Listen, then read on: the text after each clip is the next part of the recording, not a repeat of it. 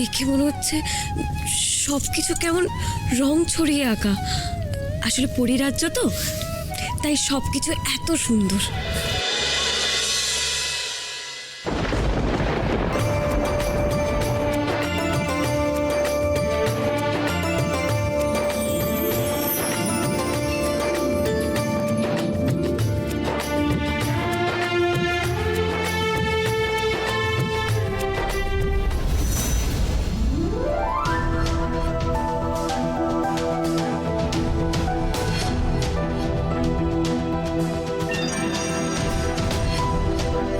বছর পর আমি নিজের জায়গায় ফিরে এলাম।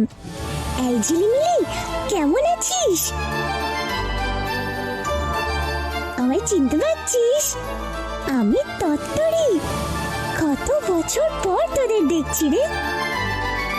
ওমা, খিলিখিলি, তুই কি সুন্দর খিলখিল করে হাসতিস। তোরা সবাই কেমন আছিস? কি রে, কথা বলছিস না কেন? আমি এতদিন পরিরাজ্যে ছিলাম না বলে তোরা ভুলে গেলি নাকি আমাকে?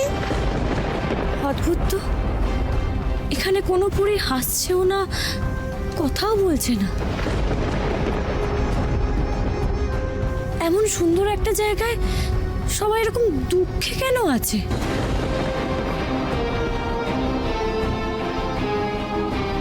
তত্তরি, কি হয়েছে ওদের? ওরা সবাই এরকম।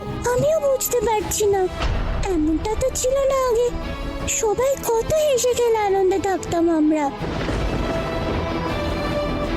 পরীরা, ও পরীরা, কি হয়েছে গো তোমাদের?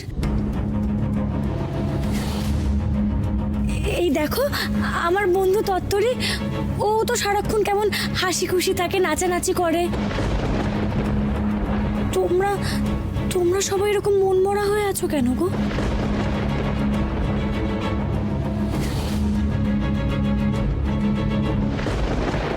তোমাদের তো ডানা আছে, তাহলে তোমরা কেউ উঠছো না কেন?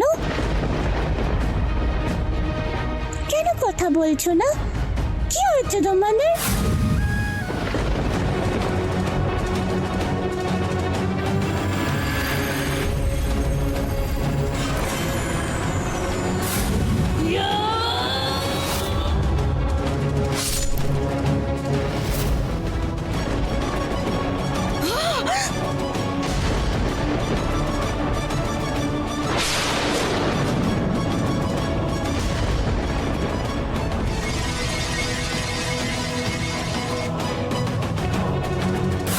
রাজকন্যা রূপমতি, আমি তোমায় বীরত্ব প্রদান করলাম।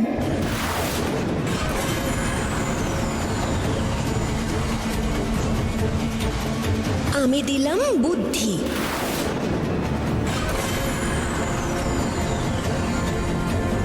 আমি দিলাম স্থৈর্য, যাতে মনকে স্থির রাখতে পারো। আমি দিলাম সততা। আমি দিলাম জ্ঞান।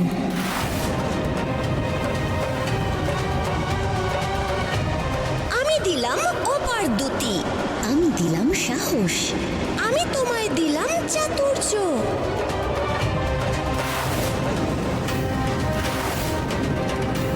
এই সমস্ত মহাগুণ একত্রিত হয়ে আজ থেকে তোমার নবজন্ম হলো রূপমতি। যার কাছে নবরত্নের আশীর্বাদ থাকে, সে পৃথিবীর সমস্ত অশুভ শক্তির সাথে লড়াই করতে পারে।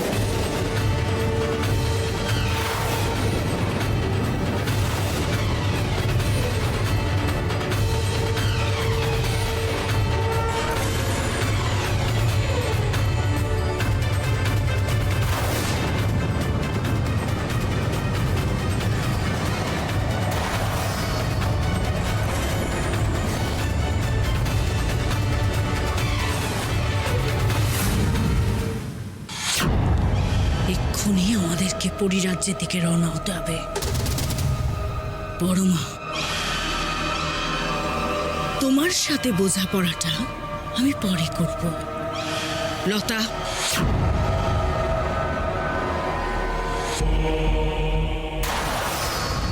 না,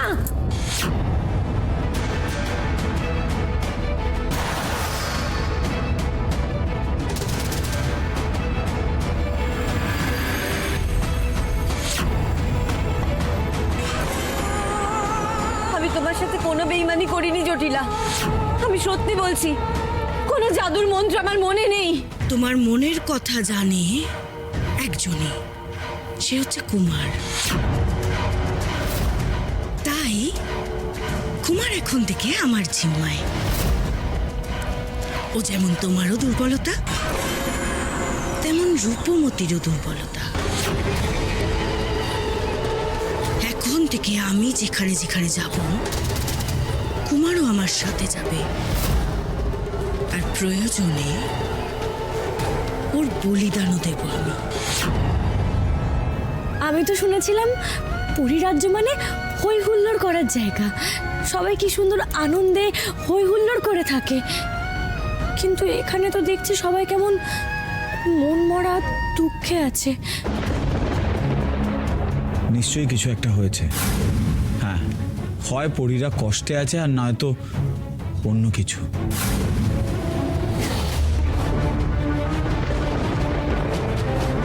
এ কি?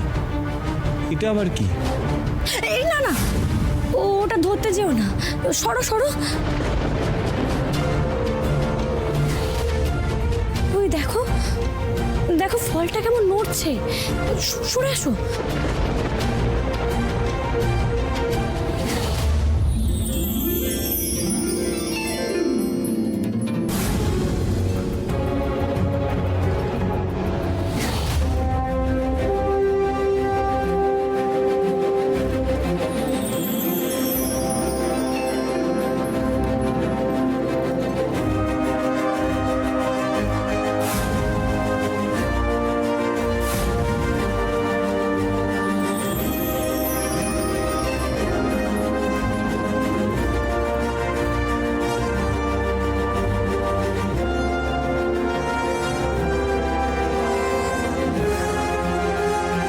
এই তো লালপুরি, আমি ফিরে এসেছি, দেখো।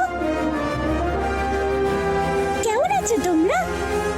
ওরা কেউ কথা বলছে না কেন?